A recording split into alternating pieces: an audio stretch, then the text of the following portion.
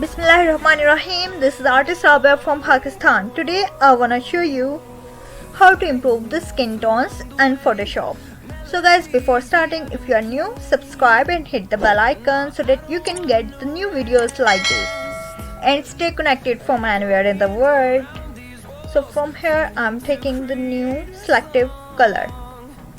I want to improve the yellow tones, so from here I'm decreasing the yellowish portions to 0.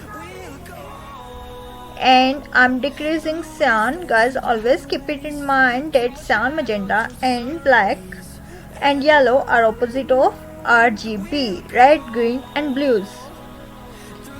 I'm improving somehow magenta tone.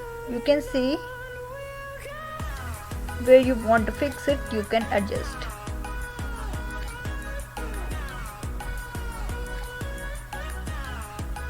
Guys, I think this is good for me now, and you can see this is before, you can see the yellowish parts, and this is after.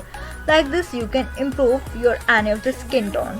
This is, guys, you have to take this relative check mark. Okay, this is all for today. Okay, bye bye, Allah Hafiz, stay connected from anywhere in the world. Bye bye, bye bye.